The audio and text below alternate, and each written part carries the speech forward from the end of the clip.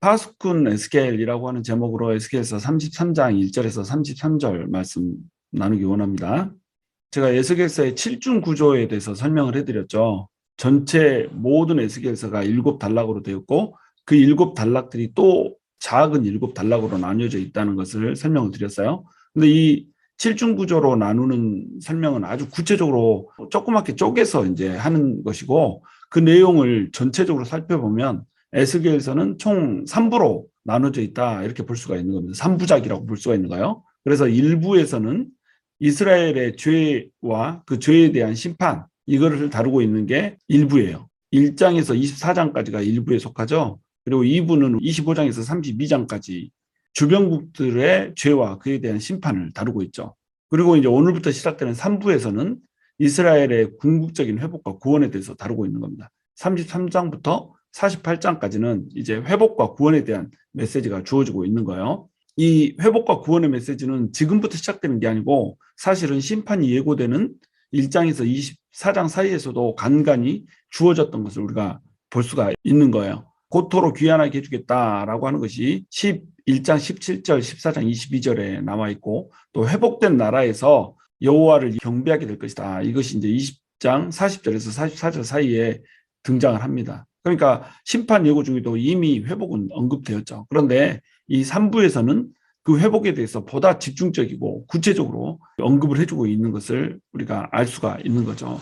3부에 해당하는 33장, 48장까지의 이 말씀은 우리에게 희망을 주고 죄악 가운데 있었지만 결국 하나님께서 우리에게 품으신 생각은 징계와 심판이 아니라 그것을 통한 구원이라고 하는 것, 이것을 잘 알 수 있는 이런 대목입니다. 3부도 이제 두 단락으로 나뉘고 있죠. 첫 번째 단락은 이스라엘의 고토 회복과 그 땅에 대한 하나님의 직접적인 통치를 약속하는 거. 이게 33장에서 39장까지. 그리고 회복된 새 나라에서 영원히 여호와만을 섬기게 될 것이라고 하는 그 예언을 이제 40장에서 48장까지 이렇게 해내고 있는 겁니다. 33장의 구조를 보면 두 단락으로 이렇게 나뉘게 돼요.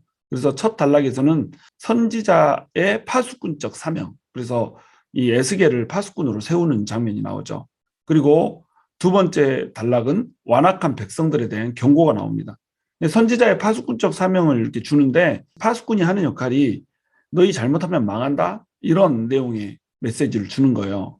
그리고 21절에서 33절 두 번째 단락에서도 완악한 백성들에 대한 경고가 주어지고 있는 것을 우리가 볼 수 있죠. 그러니까 이 33장이 회복의 서막이라고 볼 수가 있는가 이런 이제 문제제기가 생기게 되는 거예요. 이 33장은 1장부터 32장까지 내용을 최종적으로 결론 짓는 심판에 대한 최종 결론이다. 이렇게 바라보는 견해가 있고 33장부터 48장까지가 전부 회복에 대한 내용인데 33장은 회복에 대한 서막을 다루고 있는 내용이다. 이렇게 보는 견해가 있단 말이죠. 이것이 심판의 결론이다라고 바라보는 견해는 왜 그러냐면 회복의 내용이 아닌 거예요. 희망찬 메시지가 주어져야 되는데 왜 너네가 망하고 있는가를 다시 한번 설명하는 내용이란 말이죠. 그리고 예루살렘 함락 직전의 상황이 20절까지 펼쳐지고 있어요. 그러니까 아직 예루살렘이 함락되기 직전이기 때문에 이거는 앞쪽이다 해야 되지 않겠는가 이렇게 이제 바라보는 거죠. 그런데 33장에서 48장의 서막으로서 33장이 주어지고 있다 이렇게 보는 견해는 뭐냐면 심판적 내용이 이후에 전개될 회개와 회복의 전제 조건이란 말이에요. 두 번째로는 21절, 22절에서 연대기가 등장을 해요. 예루살렘 함락 이후의 사건이 21절부터는 등장을 하게 되는 겁니다. 그래서 에스겔은 예루살렘이 함락되기 이전에 지속적으로 회개의 말씀을 선포를 했잖아요. 멸망은 결정되었고 정해진 기간 동안에 하나님의 징계를 받으면서 왜 우리가 심판을 받고 있는지를 지속적으로 묵상하며 이제 하나님의 백성답게 돌이키기를 원하는 그런 메시지를 줬단 말이죠. 자, 그런 메시지를 주고 나서 이제 함락 이후에는 어떤 메시지를 줘야겠어요? 이제 함락이 돼버렸어요. 심판이 이미 내려져 버렸죠. 그리고 70년 동안 이제 이것을 버텨야 되는 거예요. 자, 이 70년 동안 이것을 버티는 동안 이스라엘 백성들에게 필요한 것은 뭘까요? 심판을 이미 받고 있어요. 그런데 너네 심판받을 거야. 너네 혼날 거야. 이런 얘기하면은 이스라엘 백성들에게 희망이 없어져 버리잖아요. 소망이 없어져 버리잖아요. 심판의 목적은 뭐냐면 돌이키게 하는 거예요. 심판의 목적이란 말이에요. 심판의 목적은 심판 자체가 목적이 아니고 징계 자체가 목적이 아니에요. 심판과 징계가 떨어지는 이유는 돌이키게 하려고 하는 겁니다. 그러니까 심판이 주어지기 전에는 너네 혼난다 이렇게 얘기했다가 심판이 막상 주어질 때 매를 때릴 때는 어떻게 해야 되겠어요? 이거 견디고 나면 회복될 수 있어. 너네는 여전히 내 자녀로 살아갈 수 있어. 라고 하는 메시지를 주고자 하는 거예요. 그래서 이제 33장부터는 회복의 메시지가 주어지는 겁니다. 함락이 돼버렸거든요. 예루살렘이 망해버렸거든요. 망했으니까 심판이 이어지고 있는 거니까 이제 회복의 메시지를 하나님께서 주고 계신다는 겁니다. 자, 그러면 1절부터 이제 살펴봅니다. 여호와의 말씀이 내게 임하여 이르시되 인자여 너는 내 민족에게 말하여 이르라 가령 내가 칼을 한 땅에 임하게 한다 하자. 그 땅 백성이 자기들 가운데에 하나를 택하여 파수꾼을 삼은 그 사람이 그 땅에 칼이 임함을 보고 나팔을 불어 백성에게 경고하되 그들이 나팔 소리를 듣고도 정신 차리지 아니하므로 그 임하는 칼에 제거함을 당하면 그 피가 자기의 머리로 돌아갈 것이라. 그가 경고를 받았던들 자기 생명을 보존하였을 것이나 나팔 소리를 듣고도 경고를 받지 아니하였으니 그 피가 자기에게로 돌아가리라. 그러나 칼이 임함을 파수꾼이 보고도 나팔을 불지 아니하여 백성에게 경고하지 아니하므로 그 중에 한 사람이 임하는 칼에 제거당하면 그는 자기 죄악으로 말미암아 제거되려니와 그 죄는 내가 파수꾼의 손에서 찾으리라. 이렇게 얘기하고 있죠. 자, 파수꾼에 대해서 얘기를 하고 있어요. 파수꾼이 하는 역할이 뭘까요? 파수꾼이 하는 역할은 적들이 오면 적들이 온다는 것을 나팔을 불어서 알려주는 그런 역할을 하잖아요. 근데 선지자를 파수꾼으로 세운단 말입니다. 에스겔서 33장에서는 에스겔을 하나님께서 파수꾼으로 세우는데 에스겔이 파수꾼으로서 해야 되는 역할은 뭐예요? 경고를 해주는 거란 말이에요. 나팔을 불어서 이제 곧 전쟁이 옵니다. 전쟁이 임박했습니다. 적들이 쳐들어옵니다.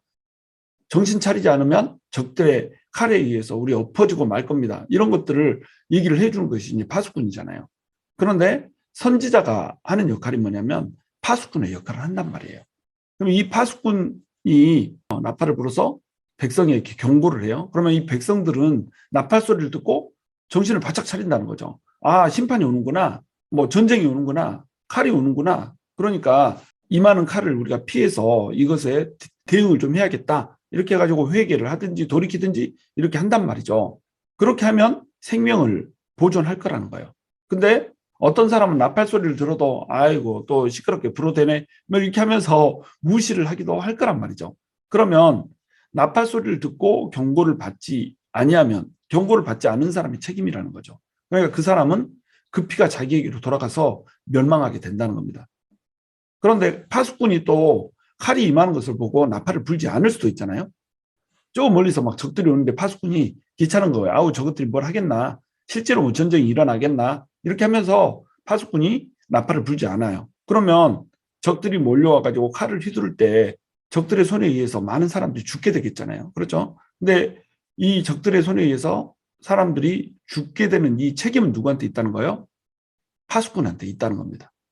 죄에 대한 것을 경고를 하는 선지자가 하고 있는 역할이 이런 거라는 거예요. 자, 죄를 지으면 반드시 그 다음에는 심판이 있습니다. 그러면 하나님의 심판이 임박했다라고 하는 것을 하나님께서는 경고를 먼저 주시거든요. 하나님이 그냥 너 잘못했으니까 죽어 하고 팍 치지 않으신단 말이죠. 왜냐하면 하나님은 사랑의 하나님이시기 때문에.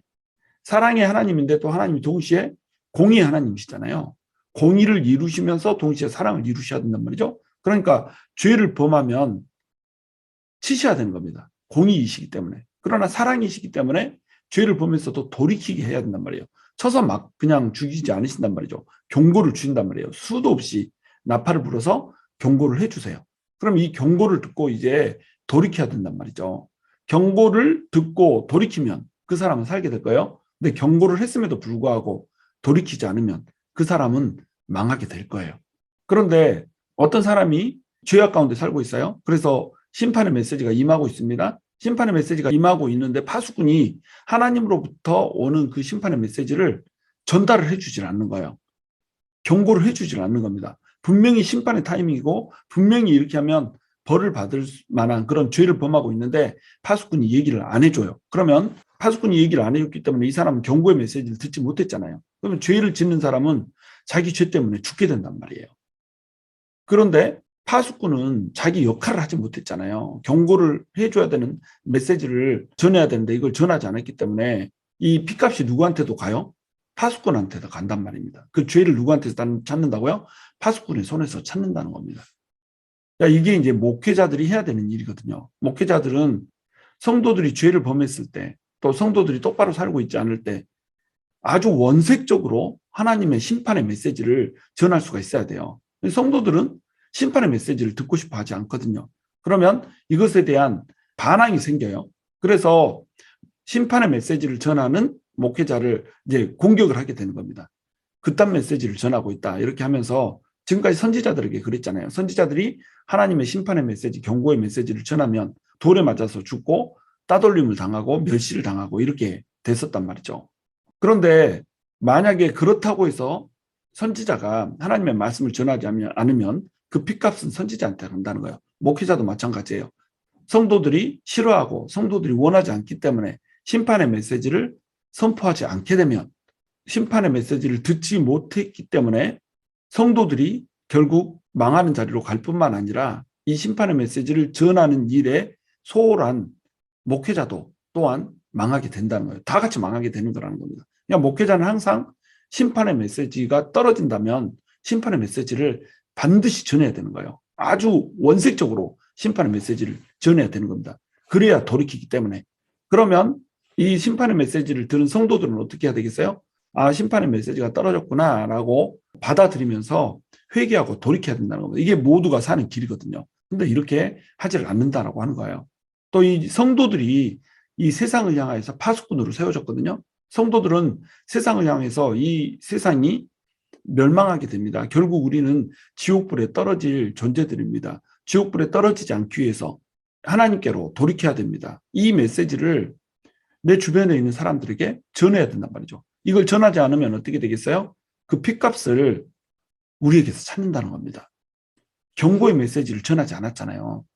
경고의 메시지를 전했는데 불신자가 받아들이지 않으면 그 핏값은 불신자의 값이에요. 그런데 전하지 않았다, 전도하지 않았다 이렇게 되면 그 핏값을 누구에게 찾는다는 거예요? 나한테서 찾는다는 겁니다. 여러분, 그것이 죄가 되는 거예요. 여러분 주변에 믿지 않는 사람이 있어요.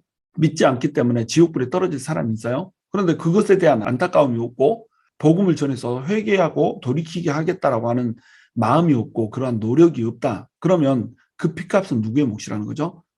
우리의 몫이라는 겁니다. 우리 주변에 있는 믿지 않는 사람들에게 우리는 반드시 말씀을 전해야 되는, 심판의 경고를 줘야 되는 파수꾼으로 우리는 부르심을 받았다라고 하는 거예요. 에스겔만 파수꾼이 아닙니다.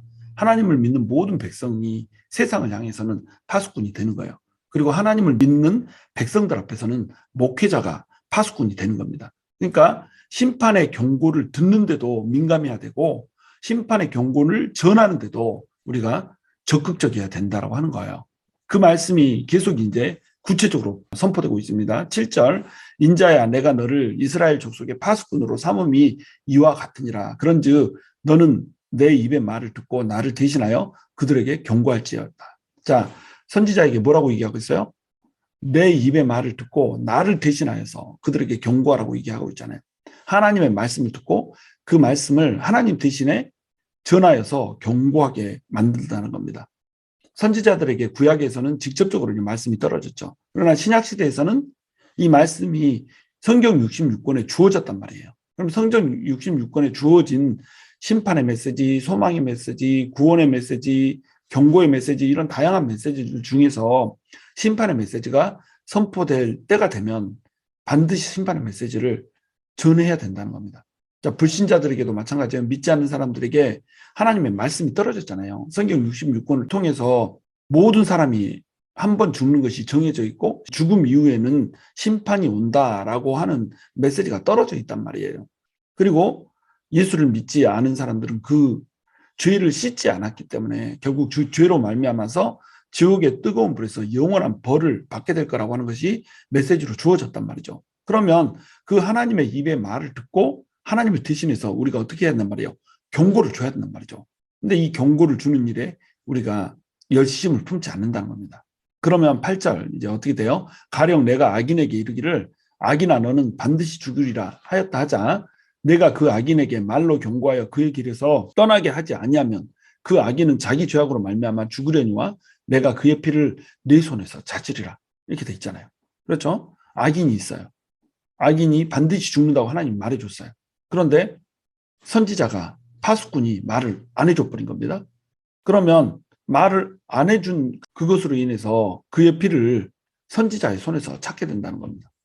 그러나 너는 악인에게 경고하여 돌이켜 그의 길에서 떠나라고 하되 그가 돌이켜 그의 길에서 떠나지 아니하면 그는 자기 죄악으로 말미암아 죽으려니와 너는 내 생명을 보존하리라. 자, 전했어요. 전했는데 안 받아들였어요. 그러면 그 사람은 죽어요. 그런데 전한 나에게는 죄가 없다는 거예요. 10절 그런즉 인자야 너는 이스라엘 족속에게 이르기를 너희가 말하여 이르되 우리의 허물과 죄가 이미 우리에게 있어 우리로 그 가운데서 쇠퇴하게 하니 어찌 능히 살려 하거니와 너는 그들에게 말하라 주 여호와의 말씀이니라. 그의 삶을 두고 맹세하노니 나는 악인이 죽는 것을 기뻐하지 아니하고 악인이 그의 길에서 돌이켜 떠나 사는 것을 기뻐하노라. 이스라엘 족속아 돌이키고 돌이키라 너희 악한 길에서 떠나라 어찌 죽고자 하느냐 하셨다 하라. 우리가 죄로 인해서 허물로 인해서 반드시 죽는다는 겁니다. 근데 하나님은 우리를 사랑한단 말이에요. 하나님께서는 악인도 사랑하세요. 우리 인간이 모두 악인이거든요. 우리 인간은 우리의 관점에서 생각하면서 어떤 사람은 의인이고 어떤 사람은 악인이라고 생각해요. 상대평가죠. 하나님도 이 상대평가를 가끔은 존중을 해주세요. 그런데 하나님의 관점에서 사실은 절대적으로 평가하자면 모든 사람이 악인인 겁니다. 절대선인 하나님의 관점에서 볼 때 의인은 없대 하나도 없다는 거예요. 의인이 없으면 모두가 악인이죠. 전부 악인이에요. 악인이기 때문에 이 사람들은 죄의 값은 사망이라 다 죽어야 되는 거예요. 심지어는 그 위대한 다윗도 범죄를 했잖아요. 심지어는 그 위대한 모세도 범죄를 했잖아요. 그러니까 전부 다 악인이라는 거죠. 그런데 하나님께서는 악인이 죽는 것을 기뻐하지 않는다는 거예요. 그래서 악인이 그의 길에서 돌이켜서 떠나서 사는 것을 기뻐한다는 겁니다. 그러니까 심판도 주고 징계도 주고 이렇게 하는 거예요. 징계를 통하여서 그 백성들이 돌이켜서 하나님께로 돌아오기를 원하는 겁니다. 악인이 악한 길로 가는 그 길을 돌이켜 하나님께서 원하시는 여호와의 도를 행하는 이런 일들을 하기를 하나님은 원하신다는 거죠. 그러니까 이제 부르짖어서 외치고 있습니다. 이스라엘 족속아 돌이키고 돌이키라 너희 악한 길에서 떠나라 어찌 죽고자 하느냐. 이스라엘 백성들이 자꾸 죽고자 하는 거예요. 살라고 메시지를 주면서 돌이키라고 하는데 이스라엘 백성들은 스스로 죽고자 하는 겁니다. 악한 길에서 떠나지 않으면 죽는 길인데 계속 그 악한 길을 keep going 한다는 겁니다. 12절 인자야 너는 내 민족에게 이르기를 의인이 범죄하는 날에는 그 공의가 구원하지 못할 것이요 악인이 돌이켜 그 악에서 떠나는 날에는 그 악이 그를 엎드러뜨리지 못할 것인즉 의인이 범죄하는 날에는 그 의로 말미암아 살지 못하리라. 가령 내가 의인에게 말하기를 너는 살리라 하였다 하자 그가 그 공의를 스스로 믿고 죄악을 행하면 그 모든 의로운 행위가 하나도 기억되지 아니하리니 그가 그 지은 죄악으로 말미암아 곧 그 안에서 죽으리라. 자, 의인이 범죄하는 날에는 그 공의가 구원하지 못한다라고 얘기해요. 지금까지 의인이라고 얘기해왔어요. 의롭게 살아왔어요. 근데 범죄를 하면 지금까지 그 의인이 가지고 있던 그 공의는 그 사람을 구원하지 못한다는 겁니다. 또 악인이 돌이켜서 악을 떠나면 그 악이 그를 엎드러지지 못하게 할 거라는 거예요. 자, 의인이 범죄하면 범죄하는 그 순간에 죄를 범했기 때문에 의인은 그 의로 말미암아 살지 못하는 겁니다. 그런데 죄인이 또 악인이 죄에서 돌이키잖아요. 그러면 지금까지 그 사람이 죄를 지었던 것, 악을 행했던 것 이것이 전부 다 그냥 무효로 돌아간다는 거예요. 하나님이 이런 분이라는 겁니다. 하나님은 죄를 회개하고 돌이키는 모든 악인들을 받아주시는 분이에요. 지금까지 죄 지었던 것 전부 다 지워줄게 이거예요. 하나님이 우리의 죄를 깊은 바다에 던지시고 다시는 그 죄를 건져 올리시지 않고 기억하지도 않으신단 말이에요. 그런데 의인이 자기가 의롭게 행했다는 이 사실 때문에 건방지게 행하는 거예요. 지금까지 의롭게 살았습니다. 나는 내 의로서 내 공의로서 구원받을 수 있습니다. 이렇게 생각하면서 죄악을 행해버려요. 이 정도쯤이야 라고 죄를 범해버려요. 그러면 그 모든 의로운 행위가 하나도 기억이 되지 않는다는 거죠. 지금까지 지었던 죄도 회개하면 기억되지 않아요? 근데 지금까지 의롭게 했던 행위도 한 번 죄를 범하면 의로운 행위들이 기억되지 않는단 말이에요. 우리가 마치 어떤 할머니한테 막 선을 베풀어가지고 무거운 짐을 들어줬어요. 짐짝을 끌고 니아카를 끌고 올라가니까 우리가 그것을 매일 아침마다 땀을 삐질삐질 흘리면서 내가 안 해도 되는 일을 많이 해줬어요. 그런데 그 일을 끝나고 나서 자동차를 몰고 가다가 차 사고를 한번 내버렸다 이거죠. 스피드를 지키지 않고 빨간불을 어겨버렸어요. 경찰이 잡아가지고 너 이렇게 사고를 크게 냈냐? 왜 스피드 리밋을 어겼고 왜 빨간불을 무시하고 지나갔냐? 딱 이렇게 얘기하면 내가 365일 동안 할머니를 도와줬고 딱 하루 범죄했는데 뭐 그까짓 거 가지고 그러십니까? 이렇게 얘기하면 경찰이 뭐라고 그러겠어요? 너 사고만 냈을 뿐 아니라 미쳤구나 이렇게 얘기할 거 아니에요. 그렇죠? 그러니까 아무리 착한 일을 많이 해도 우리가 지은 한 가지 죄악 이것 때문에 우리는 의로운 자리에 설 수가 없다는 겁니다. 우리 공의가 우리를 구원할 수 없다는 거예요. 그러니까 우리는 누구한테 의존해야 되는 거예요? 하나님한테 의존해야 되는 겁니다. 하나님의 도우심만이 하나님의 이 긍휼하심만이 우리를 구원할 수 있다는 거예요. 그러니까 우리가 교만해지면 안 되죠. 지금까지 아무리 의롭게 살았다 할지라도 주님 우리는 소망이 없습니다. 주님 우리는 정말로 하나님이 없이는 한 줌의 희망도 우리 안에서 찾아볼 수 없는 존재입니다. 이러고 주님 앞에 나아가야 된다고 하는 거죠. 14절 가령 내가 악인에게 말하기를 너는 죽으리라 하였다 하자 그가 돌이켜 자기의 죄에서 떠나서 정의와 공의로 행하여 저당물을 도로 주며 강탈한 물건을 돌려보내고 생명의 율례를 지켜 행하여 죄악을 범하지 아니하면 그가 반드시 살고 죽지 아니할지라 그가 본래 범한 모든 죄가 기억되지 아니하리니 그가 반드시 살리라 이는 정의와 공의를 행하였음이라 하라. 마찬가지 얘기를 하고 있어요. 어떤 죄인이 있어요. 악인이 있어요. 반드시 죽으리라고 하나님께서 경고를 했어요. 경고를 듣고 이 사람이 돌이킵니다. 겁니다. 자, 경고를 듣고 돌이킨다라고 하는 것은 뭐예요? 그동안에 지었던 범죄들을 전부 다 되돌리려고 노력하는 회개의 열매가 있어야 된단 말이죠. 우리가 회개라고 하는 것을 굉장히 오해들을 많이 하잖아요. 회개는 아이고 내가 죄 지었습니다. 잘못했네요. 해놓고 나서 똑같은 짓거리를 똑같이 반복하는 이것은 회개가 아니에요. 이것은 회개 중에 회에도 속하지 않는 거예요. 회는 참회한다는 뜻이잖아요. 우리가 우리 잘못을 참회하잖아요. 그러면 하던 잘못을 스탑하는 겁니다. 근데 개가 되면 어떻게 되냐면 우리의 잘못을 고치는 거예요. 돌이켜서 하나님한테로 가는 겁니다. 그가 돌이켜 이렇게 나왔잖아요. 회개는 돌이킨다는 게 유턴이거든요. 가던 길에서 돌이켜서 하나님한테로 돌아가는 겁니다. 그러니까 가던 길을 멈춰서면 여기가 이제 회가 되는 거예요. 그러면 회에서 뭘로 이어져야 된다는 거죠? 개로 이렇게 이루어져야 된다는 거예요. 돌이켜서 유턴해야 된단 말이에요. 근데 많은 사람들이 회개하면 뭐를 회개라고 생각하냐면 아이고 잘못했네요. 내가 어쩔 수 없죠. 나는 이런 사람입니다. 막 징징 짜고 울면서 하던 짓은 계속 하면서 가는 거예요. 그럼 이건 회인가요? 개인가요? 회도 아니고 개도 아니란 말이에요. 이거는 위선이라는 위선. 회개했다라고 얘기하면서 하던 일을 계속 keep going. 이거는 하나님을 멸시하는 행위라는 거예요. 나 회개했어요. 그런데 하던 일은 똑같이 행해. 우리가 얼마나 그렇게 많이 살아요. 우리 계속 그러잖아요. 하나님 앞에 회개했다라고 얘기를 하는데 회개했다고 하면서 돌이키질 않아요. 마음속에 이 죄를 스탑해야겠다는 마음도 없단 말이에요. 스탑하지 않고 계속 그 길을 간다는 겁니다. 죄에서 떠나지를 않아요. 여기 보면 이제 죄에서 떠나서 정의와 공의로 행하여 이렇게 나와 있죠. 그래서 저당물들을 도로 돌려줘요. 그리고 강탈한 물건을 돌려보내요. 강탈한 물건을 내가 킵하지 않습니다. 강탈한 물건을 여기까지는 킵하고 이제부터는 강탈 안 할게요. 이게 아니에요. 강탈했던 물건을 돌려보내는 겁니다. 이게 회개거든요. 생명의 율례를 지켜 행하는 거예요. 또 죄악을 범하지 않는 거예요. 그리고 지금까지 죄를 범해서 내가 킵하고 있는 이런 것들을 돌려주는 겁니다. 이게 회개의 열매거든요. 이렇게 해야지 이것이 회개라는 거죠. 이렇게 하면 반드시 살고 죽지 않는다는 거예요. 우리가 회개를 하잖아요. 그리고 돌이켜서 우리의 범했던 잘못들을 돌이키고 나아가려고 하잖아요. 그러면 이것을 하나님께서는 정의와 공의를 행한 것으로 여긴다는 거예요. 이전까지 지었던 죄는 전부 다 무효. 지금부터 네가 행한 정의와 공의로 너는 의롭다고 내가 해줄게. 이렇게 한다는 거잖아요. 그러니까 이 모든 죄가 기억되지 않아서 반드시 살게 되는 이 자리에 임하게 된다는 겁니다. 여러분, 제가 지금 사는 메시지를 주고 있어요. 아프라고 하는 메시지를 주고 있는 게 아니라 살기 위한 메시지를 주고 있는 겁니다.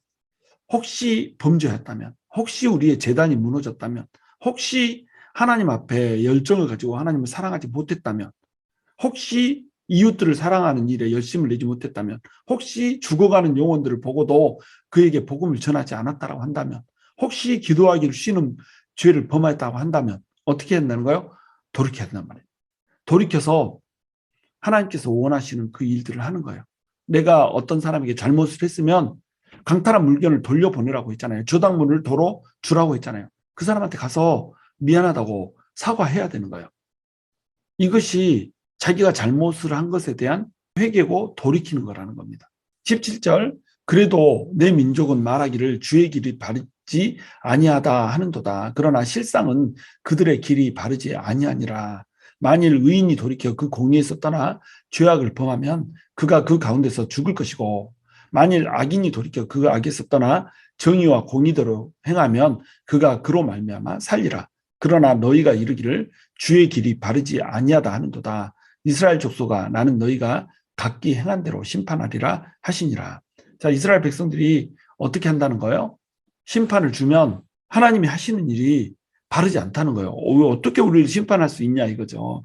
심판의 메시지가 떨어지면 현대 크리스찬들도 어떻게 하나님의 택한 백성을 하나님이 심판하냐. 하나님은 사랑의 하나님이다.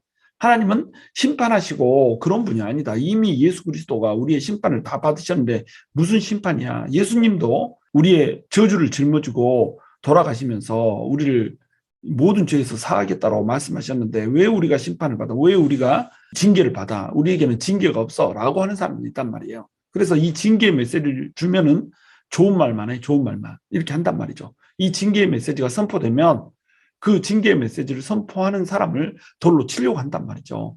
이게 이 시대에도 똑같이 이루어지고 있는 겁니다. 그래서 사람들이 마음대로 죄악 가운데 살아요. 예수를 믿지 않는 사람들도 마찬가지예요. 사람들이 마음대로 죄악 가운데 삽니다. 죄악 가운데 사는 사람들은 하나님의 나라에 들어갈 수 없고 그 죄로 말미암아서 지옥불에 떨어지게 될 것이다 라고 하는 메시지를 선포하면 어떻게 반응해요? 사랑의 하나님이라면서 사랑의 하나님이 어떻게 지옥을 만들어? 사랑의 하나님이 어떻게 지옥을 만들고 그 피조물들을 지옥불로 떨어뜨릴 수가 있어? 사랑의 하나님이 어떻게 전쟁을 통하여서 그 수많은 사람들을 죽일 수가 있어? 이렇게 얘기한다는 말입니다. 자기들이 지은 죄는 쏙 빼먹고 사랑의 하나님만 운운한다는 거예요.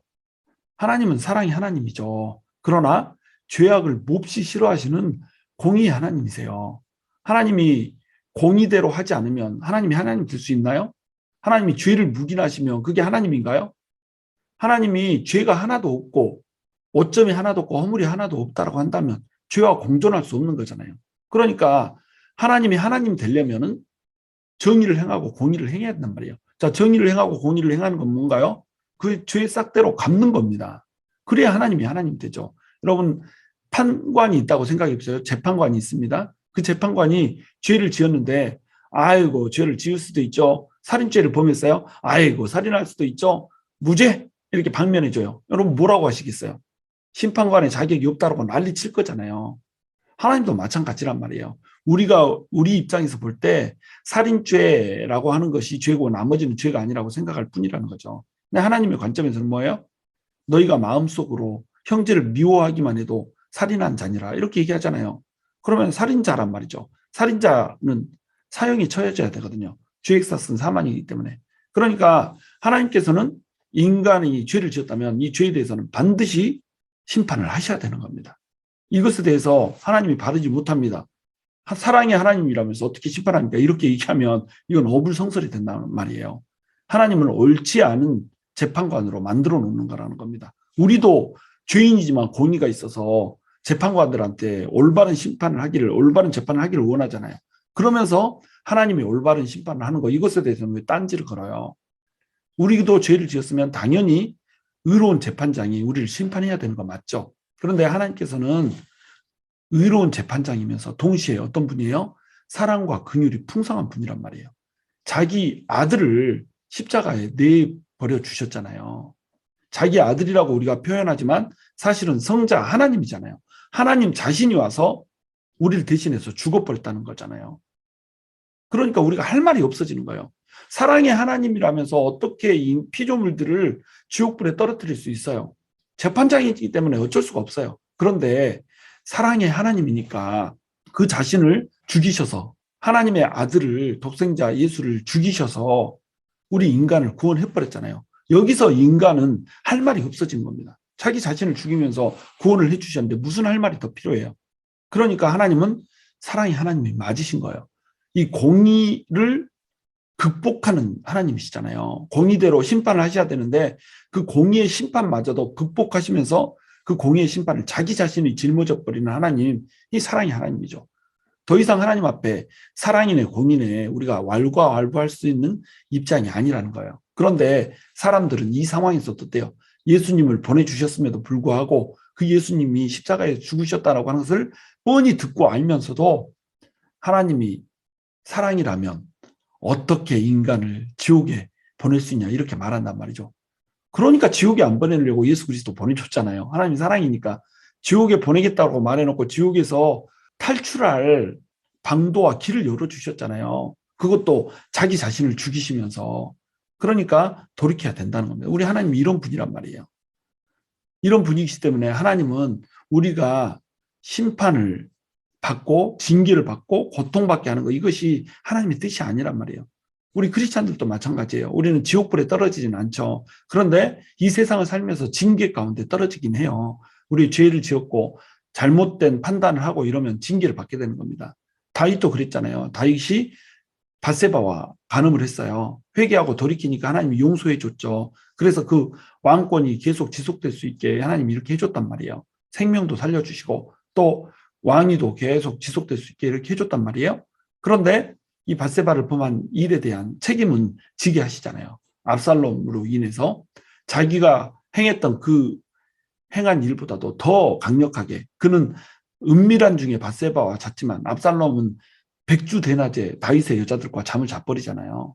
그러니까 하나님의 공의는 그대로 이루어진단 말이에요. 그 하나님의 심판이 하나님의 징계가 이루어지는 이유는 뭔가요? 하나님의 백성이 하나님 앞에 제대로 서기를 바라기 때문에 그렇다는 거예요. 하나님의 마음에 합한 자답게 서기를 원하기 때문에 그렇다는 거죠. 그럼 이 징계가 임해질 때 우리는 하나님 어떻게 우리를 사랑하신다면서 우리의 아버지라고 하면서 우리에게 징계를 주실 수가 있어요? 나 하나님의 아들이잖아요. 나 하나님의 딸이잖아요. 어떻게 이런 고통을 나한테 주실 수가 있어요? 라고 하나님한테 따진단 말이에요. 그런데 그렇게 하나님한테 따질 일이 아니라는 거죠. 하나님이 하시는 길이 바르지 않다고 이렇게 하시면 안 되죠 라고 우리는 따지지만 그렇지 않다는 거예요. 하나님께서는 돌이키기를 원하시고 또 깨닫기를 원하시고 하나님과 깊어지기를 원하시고 하나님이 그 일생에 있어서 가장 소중한 가치가 되기를 원하신다는 거죠. 그렇기 때문에 하나님께서는 때로는 징계를 주시기도 하고 때로는 고통을 주시기도 하고 때로는 광야길을 걷게도 하시기도 하고 때로는 이루 말할 수 없는 목마름을 주시기도 하신단 말이에요. 우리가 하나님을 잘 믿고 있다라고 생각되는 그 순간에마저도 하나님께서는 더 큰 갈망과 더 큰 갈증을 유도하기 위해서 우리를 광야길에 걷게 하신다니까요. 욥을 봐보세요. 욥이 하나님 앞에 정말로 의로운 자였잖아요. 하나님 스스로 천사들 앞에서 공개적으로 칭찬을 할 정도로 욥은 그렇게 정결한 사람이었어요. 근데 욥한테 고통이 오잖아요. 왜요? 욥이 알지 못하는 그 이상의 세계를 경험하게 해주고 싶은 겁니다. 욥이 진짜로 알아야 될 것, 욥이 자기 스스로 나는 의롭게 행하고 있으니까 나는 의로운 자고 저 주변에 의롭지 못한 사람들은 악인들입니다라고 하는 이 관점을 가졌을 때 하나님께서는 너 역시 의롭지 않다. 너 역시 구속자 앞에 서야 된다라고 하는 것을 보여주기 위해서 욥에게 고통을 허락하셨단 말이죠. 그러지 않았다면 욥은 자기 스스로 의인이라고 생각하다가 자기 의에 자기가 걸려서 넘어지게 되는 결과를 초래했을까요? 그런데 그 고통의 연단을 통과했기 때문에 그 연단을 통과해서 내 육체 밖에 있는 구속자를 발견하게 되는 자리로 나오게 되잖아요.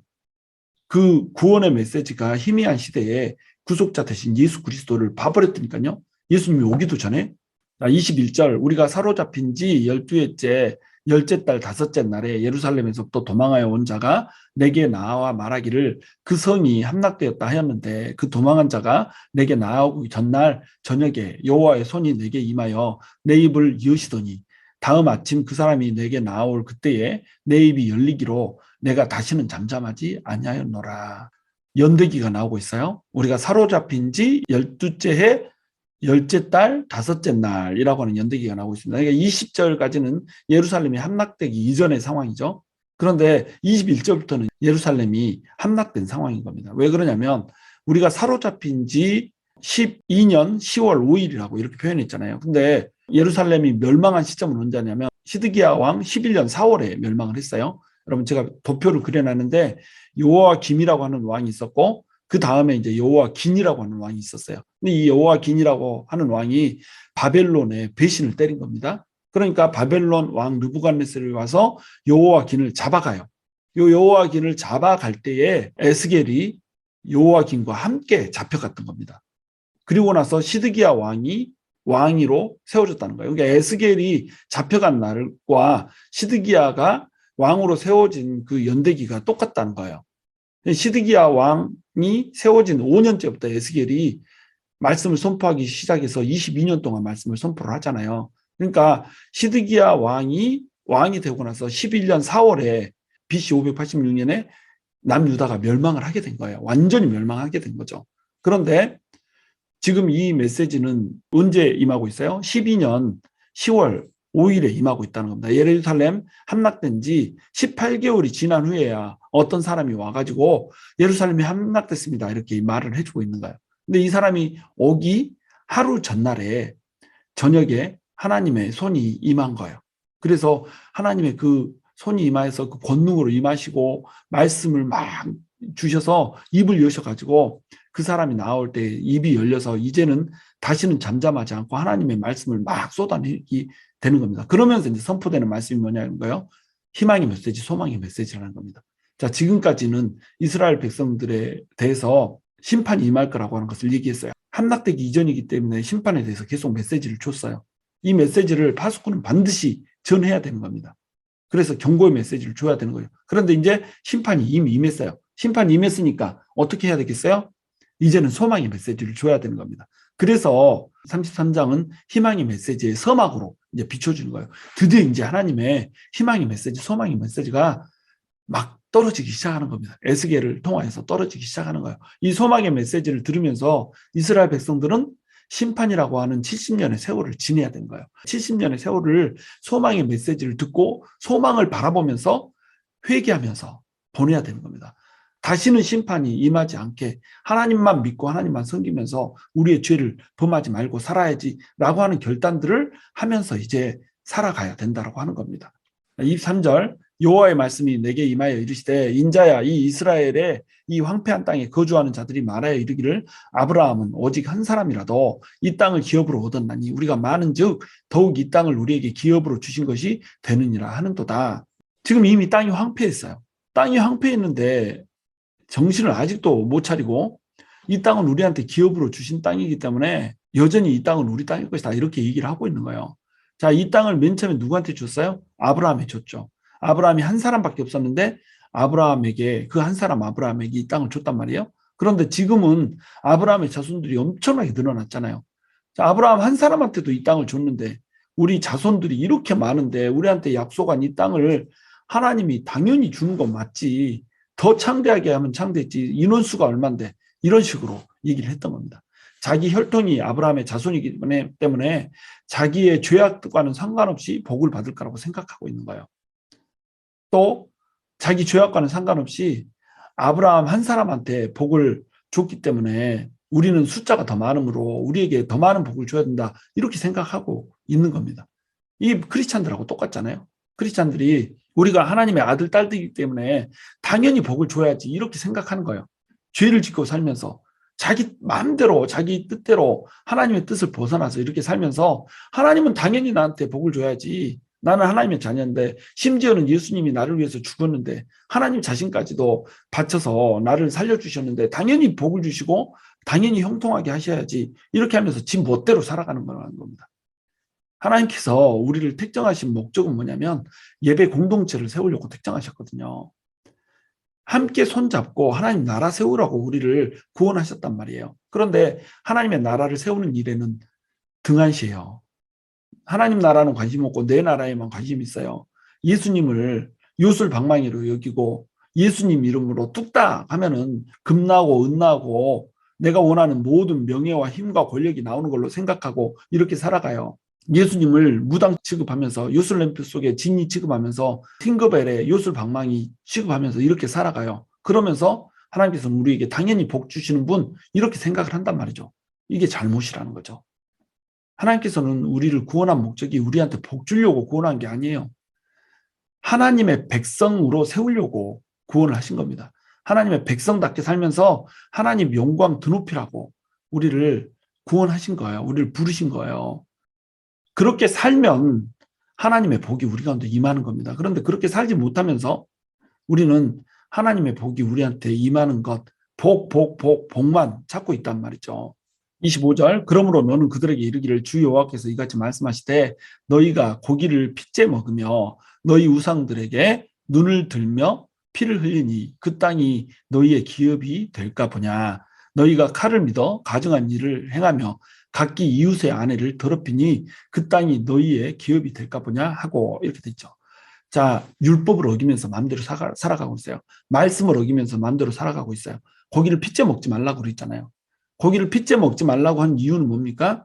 피 안에 생명이 있기 때문에 고기를 핏째 먹지 말라는 거예요. 그래서 방열을 충분히 하고 고기를 잡았어야 했단 말이죠. 그냥 고기를 잡으면 피가 빠져나오지 않기 때문에 그 고기 살점 속에 피가 섞이게 되잖아요. 그래서 방열을 충분히 하고 피를 다 흘려보낸 다음에 이 고기를 먹어야 됐단 말이죠. 이게 이제 하나님의 백성들이 고기를 먹는 방식이거든요. 그런데 고기를 핏째 먹였다. 이 말은 무슨 뜻이 되겠어요? 하나님의 율법을 어겼다는 것이 돼요. 첫 번째는. 두 번째는 뭐예요? 생명이 경시되고 있다는 겁니다. 생명이 피 안에 들었다는데 핏째 먹어버렸어요. 남의 피를 먹어버렸어요. 생명 경시사상이 들어있는 거예요. 자, 우리가 하나님을 떠나잖아요. 율법을 떠나면 생명을 경시 여기게 돼요. 다른 사람의 생명을 귀하게 여기지 않게 되는 겁니다. 이 생명에는 뭐가 포함되어 있어요? 그 사람의 마음도, 그 사람의 삶도 포함되어 있어요. 한 사람을 우리가 생명을 소중히 여기잖아요. 그 사람 마음이 다칠까 봐 노심초사하는 겁니다. 아무 말이나 막 하지 않아요. 일생에 어떤 악한 영향을 미칠까 봐 우리가 조심스럽게 그를 대해주는 거예요. 그 사람을 사랑하고 하나님처럼 섬겨주면서 이렇게 살아야 되는 거예요. 이게 고기를 핏째 먹지 말라는 것에 숨겨진 의도거든요. 그런데 고기를 핏째 먹어버렸어요. 하나님의 말씀을 어기면서 동시에 생명을 우습게 여기고 있다라고 하는 거, 이것이 이 안에 들어있는 내용이 된다는 겁니다. 그러니까 어때요? 너희 우상들에게 눈을 들며 피를 흘리니, 피를 흘린다고 나오잖아요. 피를 흘리는 건 뭐예요? 생명 경시사상 때문에 그래요. 아무나 막 죽여버려요. 아무나 다치게 해요. 아무나 상처 주는 막 말을 해요. 그 사람이 마음이 다치건 상관없이 내 입에 뚫린 대로 그냥 필터 없이 막 내뱉는 거예요. 그래서 그 사람이 마음이 다치게 하고 상하게 하고, 또 그 사람 없는 데서는 뒤에서 중중중중중 말을 해서 다른 사람을 통해서 나를 욕하는 말이 막 들려오게 하고, 그러면 영혼이 핍절하게 되잖아요. 얼마나 그 영혼들이 다쳐서 이렇게 사람들이 힘들어합니까? 어떤 사람들은 인터넷에 올라오는 그 악플들 때문에 자살하고 막 이러잖아요. 전혀 사람을 본 적도 없고 그 사람을 사귀어 본 적도 없는데 아이고 이 사람이 이렇대 하는 소리 듣고 그 사람을 죽일 놈 죽일 니은 하면서 막 이게 욕질을 해야 되잖아요. 이 집중포화를 건드다 못해서 사람이 자기 생명을 끌어버리고 이렇게 되잖아요. 이게 피를 흘리는 행위란 말이죠. 이런 행위들을 크리스찬들은 하면 안 된다는 거예요. 악플 때리고 이런 거 하면 안 된다는 겁니다. 또 비판을 해줘야지, 비난을 해줘야지 정신 차리지. 자기나 정신 차리는 거지. 왜 남을 정신 차리게 자기가 만들어요. 그러니까 이런 행동들을 하는 이 행위가 전부 다 죄악이란 말이죠. 너희가 칼을 믿어 가증한 일을 행한다고 그래요. 칼을 믿어요. 그래서 그 칼을 가지고 가증한 일을 하면서 하나님 앞에 범죄하는 이 행위를 해요. 또 각기 이웃의 아내를 더럽혀요.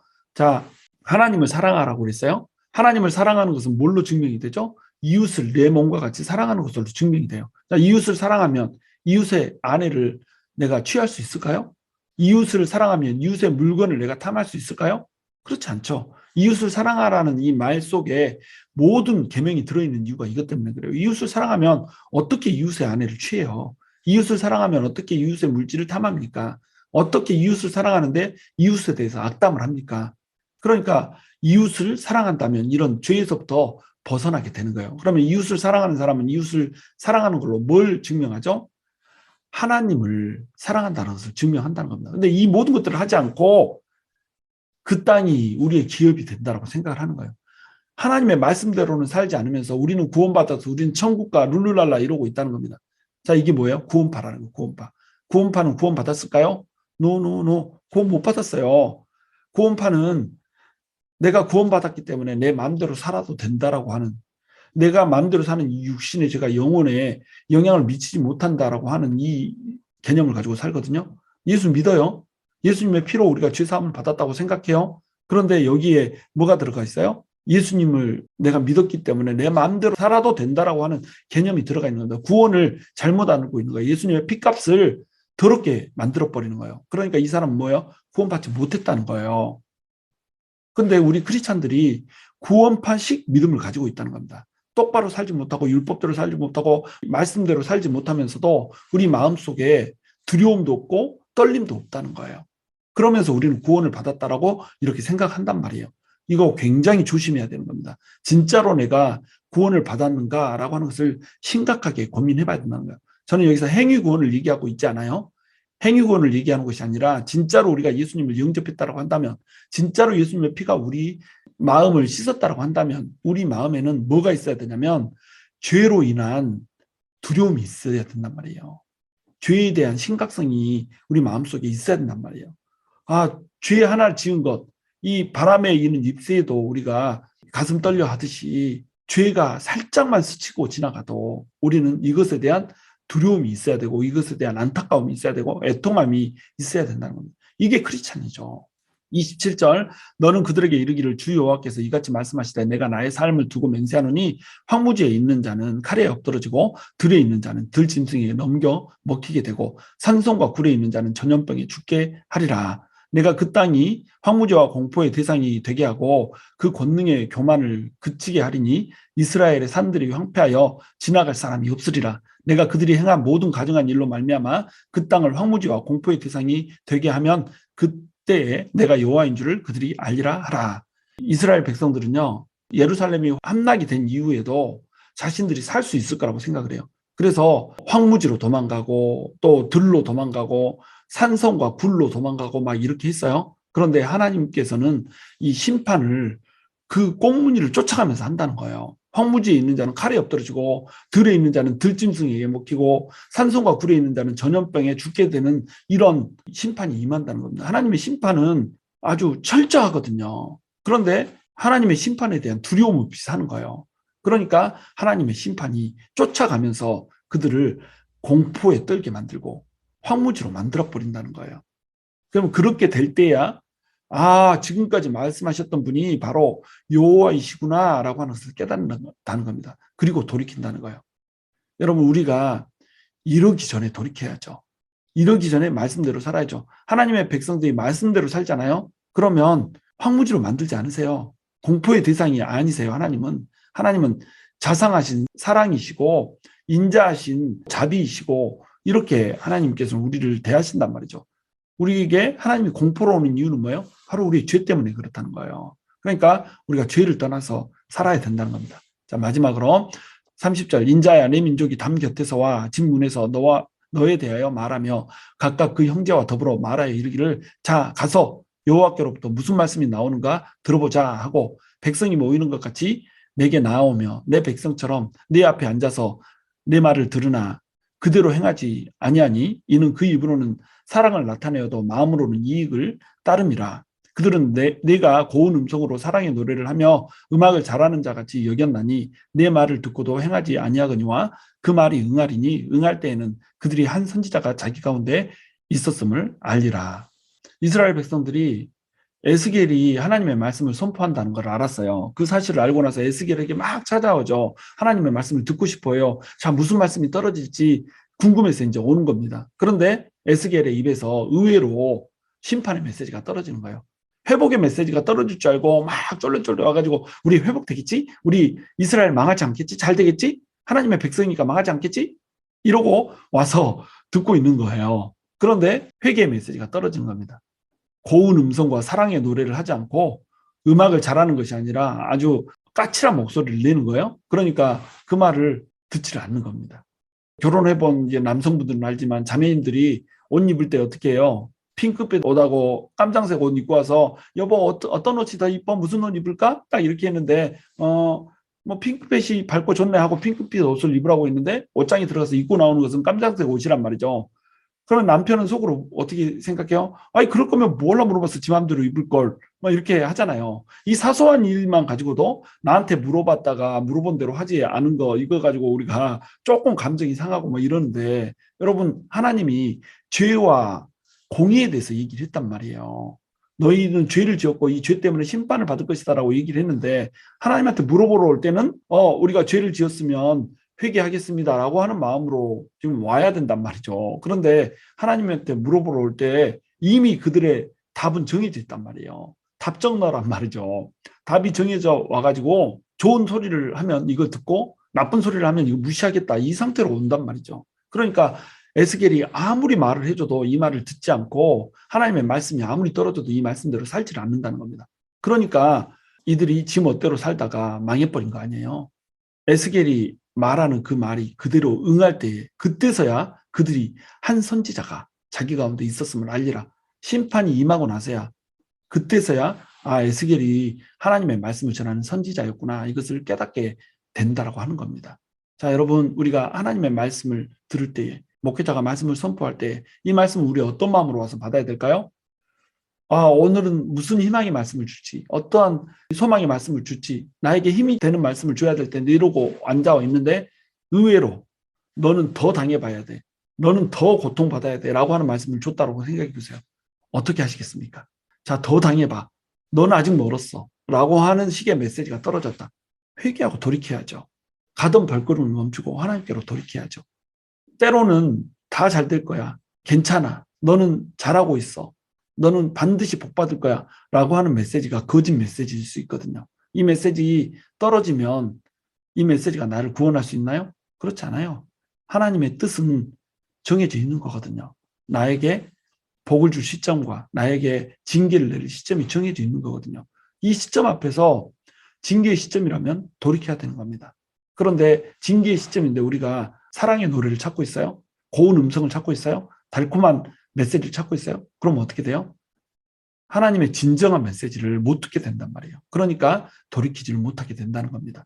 자, 우리가 하나님의 말씀 앞에 설 때는 어떠한 메시지도 하나님 앞에 다 달게 받겠다. 그리고 하나님의 회개의 메시지가 떨어지면 회개하고 심판의 메시지가 떨어지면 심판 아래에서 정말로 하나님께로 돌이키겠다라고 하는 이런 결단들을 하시면서 나올 수 있는 자들이 돼야 된다는 겁니다. 저와 여러분이 하나님의 말씀을 심각하게 받아들이는 그런 성도들이 되길 원합니다. 그리고 저와 여러분이 세상 가운데 파수꾼이 되어서 아직 예수를 믿지 못하고 알지 못하는 사람들에게 심판의 메시지, 회개의 메시지를 전하여 줌으로써 그들도 예수를 믿고 하나님 앞에 돌이켜서 구원의 방주 안에 탈 수 있게 해주는 그러한 성도들이 될 수 있기를 주님의 이름으로 축원합니다.